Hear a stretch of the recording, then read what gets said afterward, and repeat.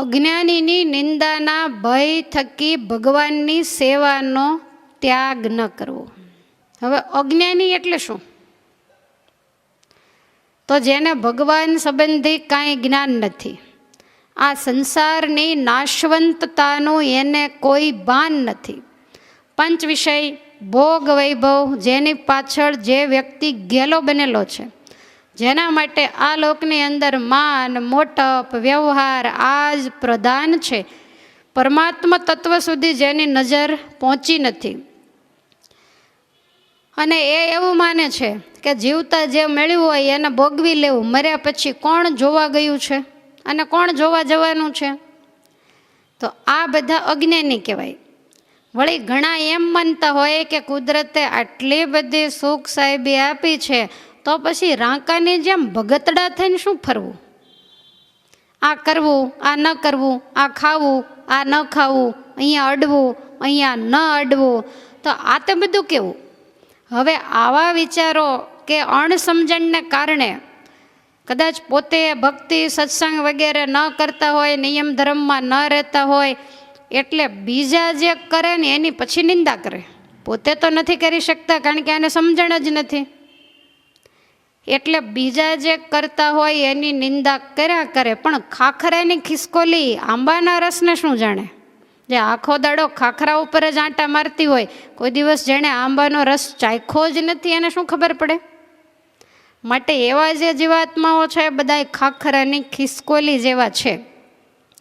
જંગલની અંદર જંગલી જે સ્ત્રી એ ત્યાં ફરતી હોય તો રસ્તા ઉપર ચણોઠી પણ વેરાયેલી છે અને સાચા મોતી પણ વેરાયેલા છે, તો એ સ્ત્રી શું વીણશે? ચણોઠી. કેમ? તો કે એને સાચા મોતીની કિંમતની કોઈ ખબર જ નથી, એ મોતીનો શું ઉપયોગ થાય એની પણ એને ખબર નથી, એટલે એ તો ચણોઠી જ વીણશે. એમ જે લોકો પરમાત્મા તત્વને બિલકુલ જાણતા જ નથી, જે દેહદર્શી છે, તો એ ભગવાનના ભક્તોની નિંદા કરવાના જ. તો એની બીકે કરીને ભગવાનની ભક્તિ સેવા ધર્મ એનો શું ત્યાગ કરી દેવો? ક્યારેય નહીં.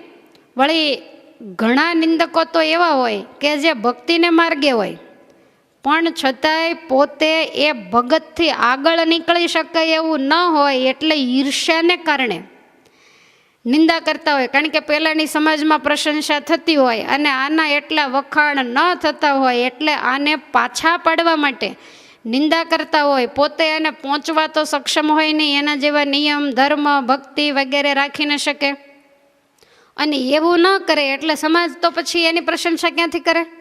એટલે પછી જે ભગવાનને માર્ગે આગળ વધેલો છે એને પાછળથી પગ ઝાલી અને પછાડવાનું કામ આ કરે છે. તો એનાથી ક્યારેય પણ બીવું નહીં. ઘણી વખત ભગવાનના ભક્તના સારા ગુણ હોય એને લોકો દોષરૂપ ચિતરતા હોય છે, પણ યાદ રાખજો, સૂર્યની સામે મુઠ્ઠી ભરીને ધૂળ નાખો એ સૂર્યને કાંઈ નહીં થાય, તમારી જ આંખમાં આવીને પડવાની છે. એટલે એવાથી ડરી અને સત્સંગ ભક્તિ એનો ત્યાગ ક્યારેય ન કરવો. નિંદા કરનારા છે ને એ તો બહુ આપણા હિતે જ શું છે, ધોબી હોય ને એ ધોકાથી આપણા કપડાનો મેલ કાઢે. માતા છે એ બાળકને મળ સાફ કરે ત્યારે પોતાના હાથથી સાફ કરે, અને આ નિંદા કરનારો તો આપણા પાપને એની જીભે કરીને ધોઈ નાખે. તો વાંધો શું છે આમાં? એ એનું કામ કરે, આપણે આપણું કામ કરીએ. ગજરાજ કહેતા હાથી શેરીમાં નીકળે તો કૂતરાઓ એની પાછળ દોડે ને, ભસતા ભસતા ક્યાં સુધી જાય? થોડી વાર જાય, પણ હાથીને એની કોઈ અસર હોતી નથી. હાથીને નુકસાની શું? શ્વાસ તો પહેલાં ચડી જાય, આ તો જેમ ચાલતો હોય એમનો એમ જ ચાલે. માટે ક્યારેય પણ એવાથી ડરી અને ભગવાનના માર્ગેથી પાછા હટવું નહીં. દુનિયા ગમે તેમ બોલે પણ આમ તો એક સહજાનંદ ગાવે, અમારે મન સ્વામિનારાયણ દૂસરો ન ભાવે. આપણે આપણી જે ટેક છે એને શા માટે મૂકવી જોઈએ? ગુજરાતના નારદીપુર ગામના તીતા ભગત, જેનો પ્રસંગ ભક્ત ચિંતામણીમાં નિષ્કુળાનંદ સ્વામીએ લખ્યો છે.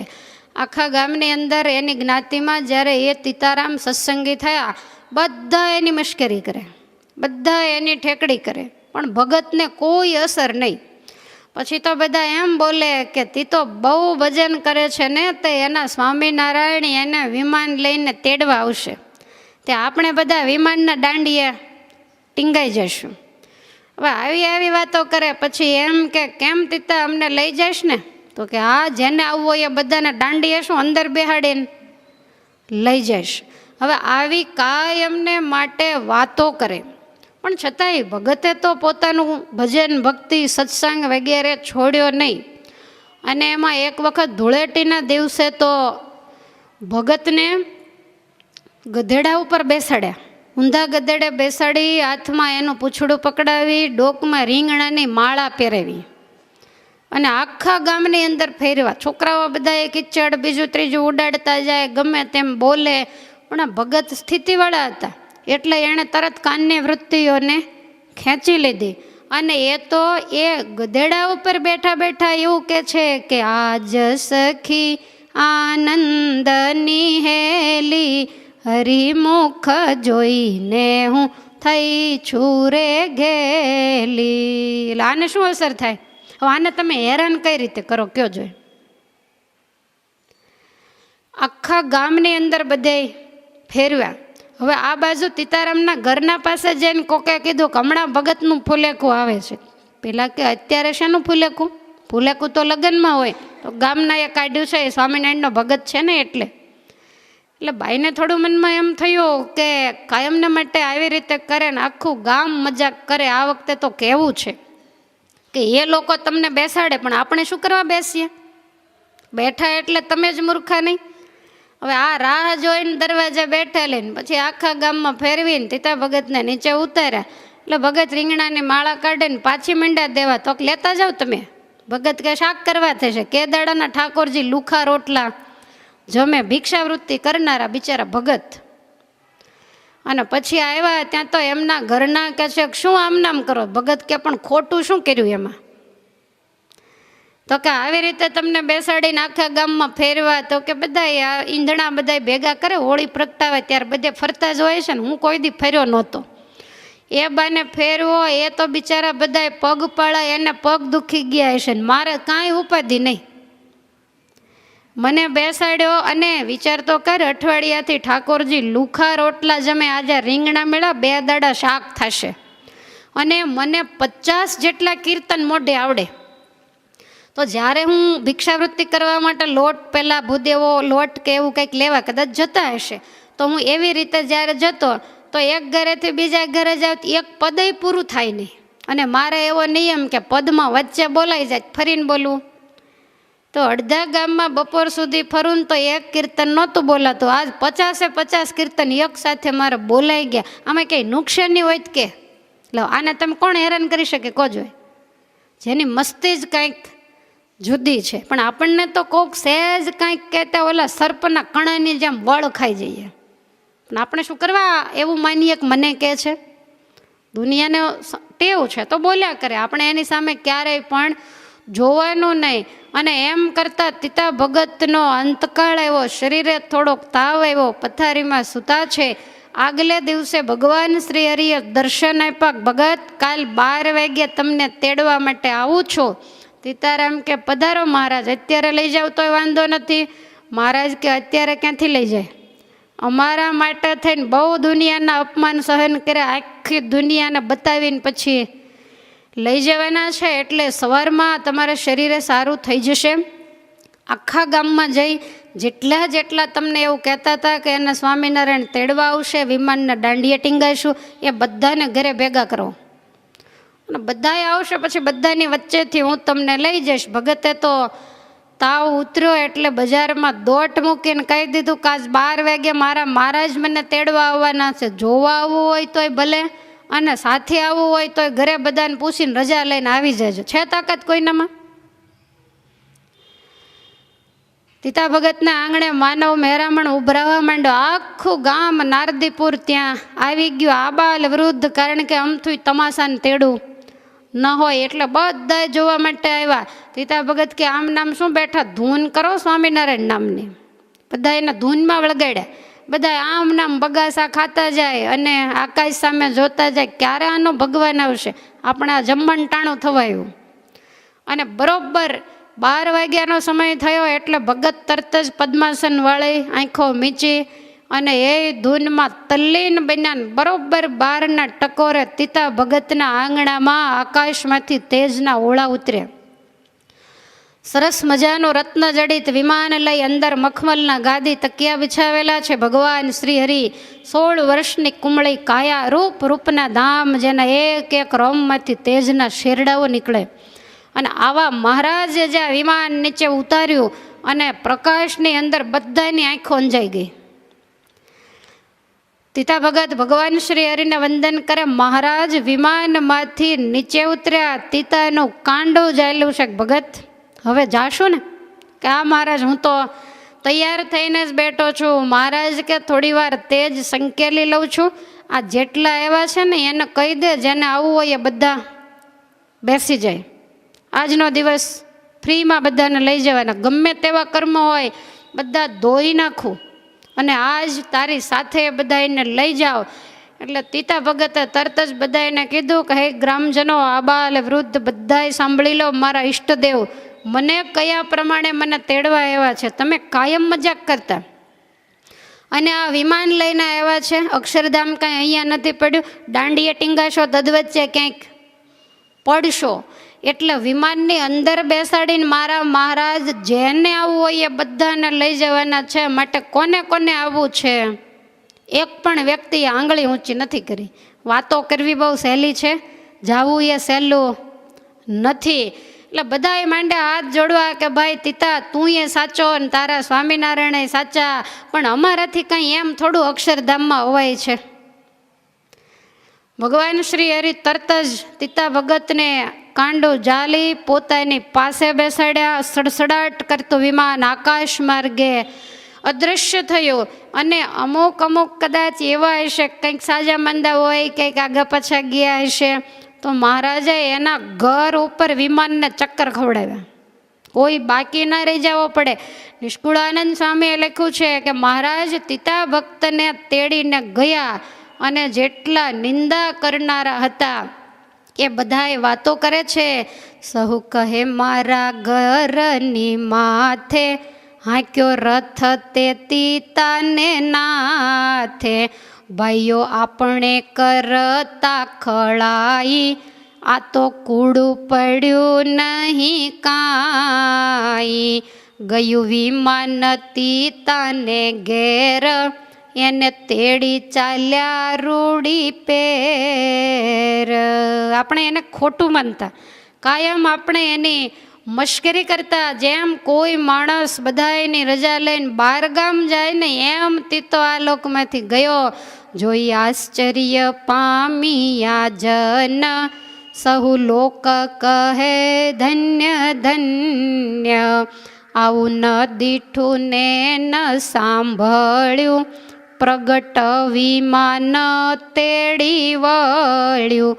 સાચી ભક્તિએ ભગત તણી, થયો પરચો કહીએ શું ગણી. તીતા ભગતની એકની વાત નથી. કોઈ પણ વ્યક્તિએ આ દુનિયામાં ભક્તિ કરી છે તો દુનિયાએ એની નિંદા કરી છે, પછી પાછળથી પૂજા કોની થાય છે? એની જ થાય છે. કારણ કે આ દુનિયાને એવો નિયમ છે, એ પ્રગટને ક્યારેય માનતી નથી. પ્રત્યક્ષ કેરો મહિમાને જાણે, પરોક્ષને લોક પછી વખાણે. ગુરુ હોય તોય ભલે, માતા પિતા હોય તોય ભલે, કોઈ કુટુંબીજન હોય તોય ભલે, કોઈ એવા વિદ્વાન પ્રકાંડ પંડિતો હોય, સજ્જનો હોય તોય ભલે, આચાર્યો હોય તોય ભલે, અને સ્વયં ભગવાન હોય તોય ભલે, પણ પ્રત્યક્ષ હોય ત્યારે એને કોઈનો મહિમા નથી હોતો. અને પાછળથી પછી બધા એના વખાણ કરતા હોય છે. અને જેમ આપણું વર્તન સારું, જેમ આપણી ભજન ભક્તિની સ્પીડ વધશે, જેમ આપણી સ્થિતિ ઊંચાઈ ઉપર જતી જશે, તેમ તેમ નિંદા કરનારાની સ્પીડ વધશે. આપણે સ્થિર રહેશું તો આપણને કોઈ વાંધો આવવાનો નથી. શતાનંદ સ્વામી નીતિ શતકનું પ્રમાણ આપે છે કે તત કો નામ ગુણો ભવે સ ગુણીનામ યો દુર્જનય નાંકિત. ગુણવાન પુરુષોનો એવો કયો ગુણ છે કે જેને દુર્જનોએ કલંકિત નથી કર્યો? જેટલા ગુણ છે બધાને કલંકિત કરવાનો પ્રયાસ દુર્જન લોકોએ કર્યો છે. માટે ક્યારેય નિંદાથી ડરવું નહીં. સૌનું કામ સૌ કરે. જેની દુકાનમાં જે માલ હોય એનો વેપાર એ કરે. જુવાર બાજરીનો વેપારી છે બિચારો તજ લેવી ગેલચી ક્યાંથી વેચે? કારણ કે એની દુકાનમાં એ માલ નથી. માટે જેને ભજન સત્સંગ નથી કરવા, જેના ભગવાનનું નામ નથી લેવું, તો એની જીભ કંઈ એમને પડી રહે? કાંઈક તો બોલે જ ને, તો એ આપણી નિંદા કરે. તમને અનુભવ હશે કે તમારા પરિવારની અંદર સત્સંગ નહીં હોય તો તમે વહેલા ઉઠી અને પૂજા પાઠ આ તે કાંઈક કરતા હશો તો તમારા ને તમારા પરિવારજનો તમને કંદડગત કરશે. વહેલા ઉઠીને ખોટી લાઇટ ઉબાળે છે, કોઈ કહેશે વળી ટોકરી વગાડે છે, સૂતા નથી ને સુવા દેતાય નથી. કથા સાંભળશો તો વળી એમ કહેશે કે આખો દિવસ આ માથાનો દુખાવો ચાલુ જ હોય, મોબાઈલને ટેપ બંધ જ કરતા નથી. મનમાં પાઠ કરશો તો કે આખો દિવસ મૂંગા ઝાડ જેવા, કોઈને યાર બોલવું નહીં, કાંઈ નહીં. પૂછીએ તો જવાબ નથી દેતા, કારણ કે માથું ધૂણાવીને જવાબ પાઠ ચાલુ હોય ત્યારે દેવા પડે. જ્યાં ત્યાં બધાની સાથે જમવા નહીં જાઓ, જ્યાં ત્યાં બહાર ફરવા નહીં જાઓ, ફંક્શનોમાં નહીં જાઓ. બધા બેસીને ગામ ગપ્પા મારતા હોય તો તમે એક બાજુ વચનામૃત લઈને બેસશો તો એમ કહેશે કે કોઈમાં ભળતા જ નથી, આને તમે કોઈ રીતે પહોંચી નહીં શકો. એટલે આ તો બધું ચાલ્યા જ કરવાનું, પણ કોઈને નડતર રૂપ ન થવા એમ ભજન કરવું. 4 વાગે ઉઠીને કોઈના માથા ઉપર ટોકરી ન વગાડવી, એ આપણો અવિવેક છે. આપણે આપણી રીતે બિલકુલ અવાજ ન થાય એ રીતે ભગવાનનું ભજન ભક્તિ વગેરે વહેલા ઉઠી અને કરી લેવું. કોઈ ના પાડે તોય કરવું, આમાં કોઈ દોષ નથી, કારણ કે આ તો આત્મકલ્યાણનું સાધન છે. ઘણીવાર કારણ વગરના આડોશી પાડોશીઓને પેટ દુખાવો થાય.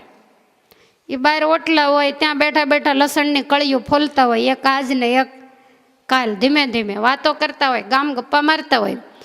પછી આપણે દેવ દર્શન કરવા માટે નીકળીએ, કથા વાર્તામાં જતા હોઈએ તો બેઠા બેઠા નિંદા કરે, પાછળથી ઠેકડી કરે, બારે ભગત થઈ ગયા, આ દી ઉગ્યો નથી ને થેલી લઈને નીકળ્યા નથી. પણ તારા ઘરની થેલી તો કાંઈ છે નહીં,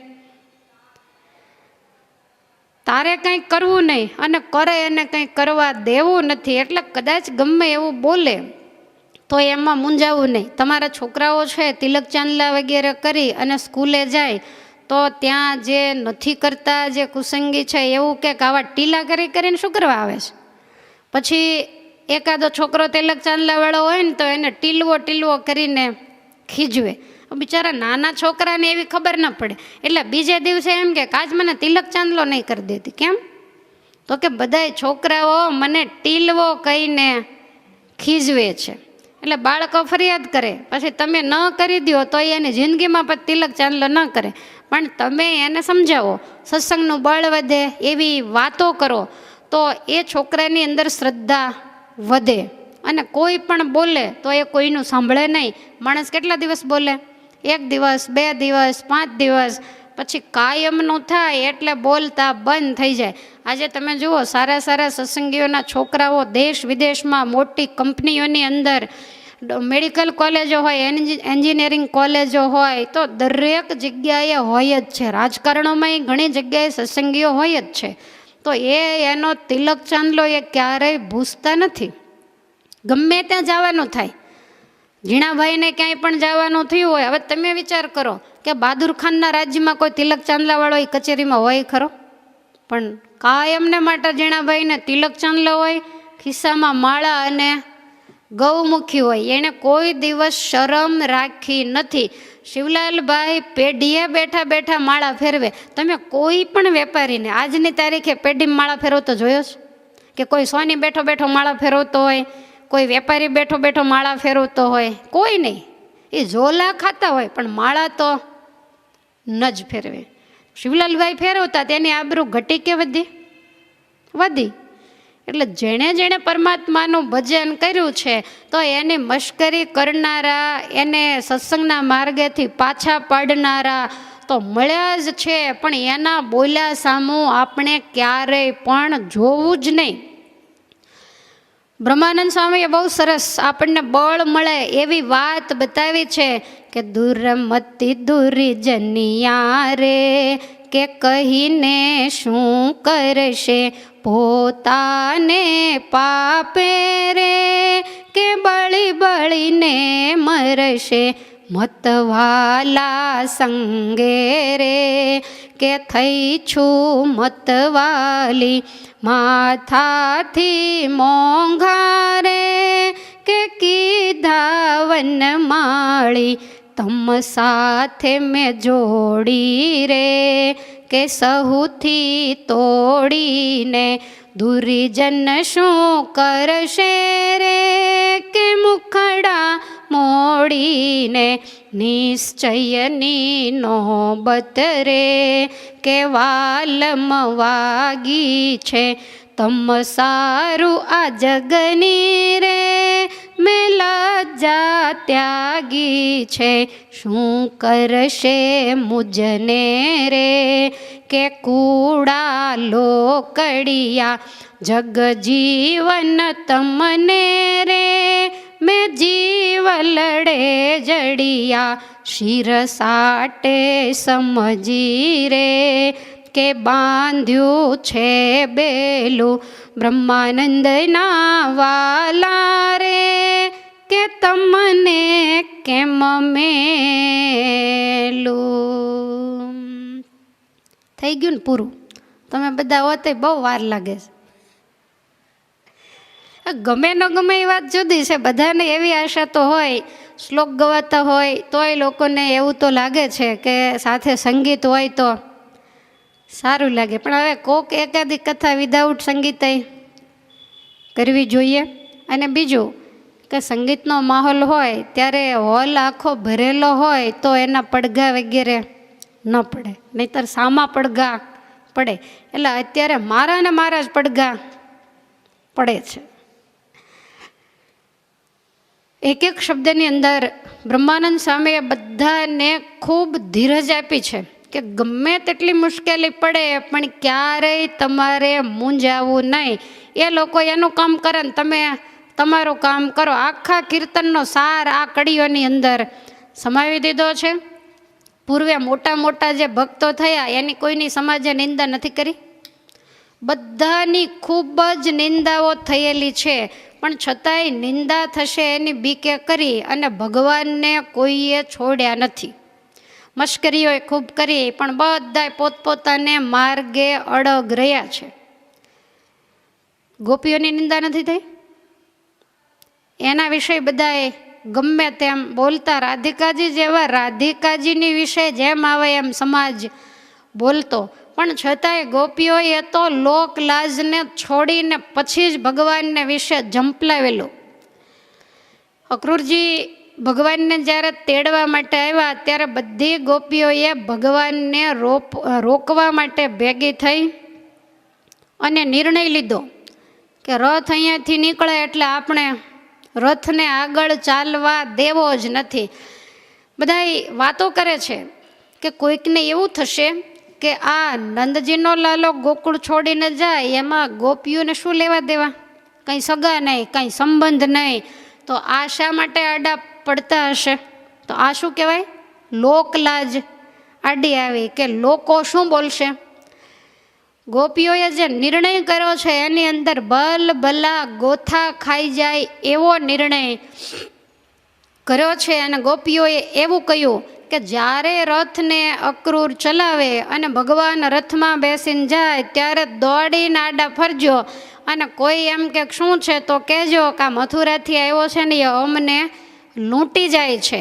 માત તાત સુત સંબંધીની, માત તાત સુત સંબંધીની, વળી લોકની લાજ મલાવજો, મરજાદા મૂકી રથ રોકી, વળી વાલાને વાળી લાવજો.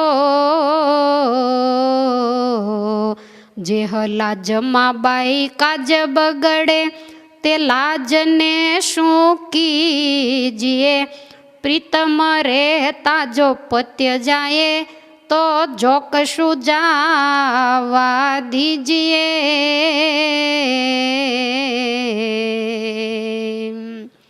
બધી મર્યાદા મૂકી દેજો.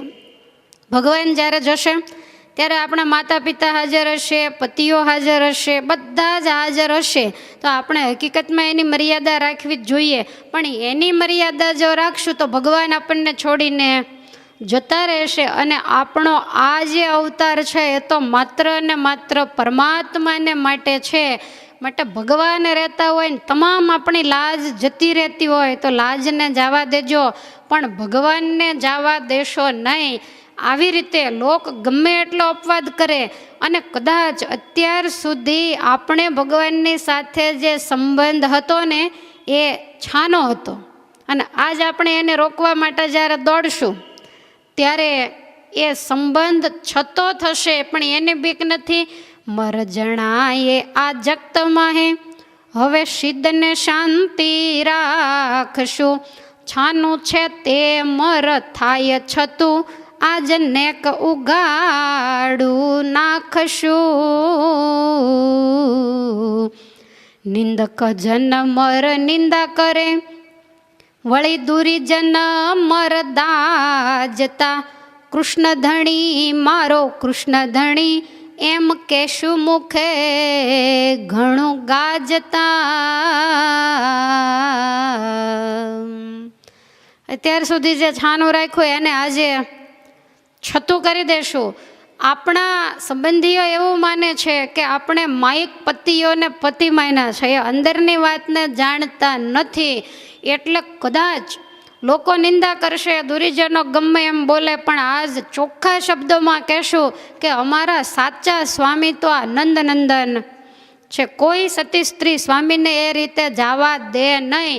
અને આપણે આવું કરશું તો લોકો આપણને વ્યભિચારી માનશે કે તમારા પરિણાપતિઓ તો અલગ છે. ત્યારે ગોપીઓ કહે છે કે દુનિયા ગમે તે માને, આપણે શું લેવા દેવા. લોક મળી વળી ચળી કહેશે, તે તો સુણી રહેશું સર્વે શ્રવણે. પણ નિષ્કુળાનંદ નાથની બાઈ ખોટે નખ માઈ આપણે. ચળી એટલે વ્યભિચારી. તો એવું કદાચ લોક કહેશે તો આપણે સાંભળી લેશું, પણ ભગવાનની ખોટ આપણે ખમાય એવું નથી. આ લોકલાજ મૂકી કે ન મૂકી? મૂકી દીધી. તો એણે કરી અને ગોપીઓની આજે આપણે નિંદા કરીએ છીએ. એનું એને ફળ કેટલું સરસ મળ્યું તમે વિચાર કરો. આવું નક્કી કરીને એ રથને રોકવા માટે જ્યારે ગઈ અને એની ગજબની જ્યારે ઊંચી પ્રેમમય સ્થિતિ જોઈ ત્યારે ભગવાન રથમાંથી નીચે ઉતરી ગયા. ભગવાન અક્રૂરને કહી જ નથી શક્યા કે રથને આગળ લઈ જાઓ. રથને ઊભો રખાવી અને નીચે ઉતરી ગયા. એક એક ગોપીઓને માથે હાથ મૂકી અને કહે છે કે અત્યાર સુધી જે છાનું હતું એને તમારે છતું કરવાની જરૂર શું હતી? કાંઈ વાંધો નહીં, હવે ભલે છતું કર્યું આજ નહીં તો કાલ, એ છતું તો થવાનું જ હતું. પણ તમે સહેજ પણ ચિંતા નહીં કરશો. માત્ર અને માત્ર મારું ખોળિયું મથુરા જાય, મારો આત્મા તો કાયમને માટે ગોકુળમાં રહેશે. અત્યાર સુધી તમારે નંદાલયમાં મારા દર્શન માટે આવવું પડતું, વૃંદાવનમાં જવું પડતું. હવે પછી કાયમ હું તમારી નજર સમક્ષ દેખાઈશ. અને તમે એવું નહીં વિચારતા કે તમારે એકને જ મારામાં પ્રીતિ છે. ભગવાન બહુ સુંદર શબ્દો એને કહી રહ્યા છે કે એમ ધીરજ દીધી વાત કીધી, તમે પ્યારી છો મને પ્રાણથી. તમ વિના ત્રિલોકમાંહી વાલું તે બીજું મને કોઈ નથી. બધાને ઉડાડી મૂક્યા. માત્ર ને માત્ર ભગવાને કહ્યું કે મારા હૃદયની અંદર તમારું સ્થાન છે. મારા જીવ કરતાં પણ તમે મને વધારે વાલા છો. કોઈની સાથે મારે કોઈ લેવા દેવા નથી. હું તો વશ છું સ્નેહને, સાચું કહું છું સુંદરી. હું છું જેને તે છે મારે, એ વાત અંતે છે ખરી. પ્રેમની દોરીએ પ્રમદા હું તો બંધાણો બેઉ હાથજી. એવું કહીને ચાલિયા નિષ્કુળાનંદનો નાથજી.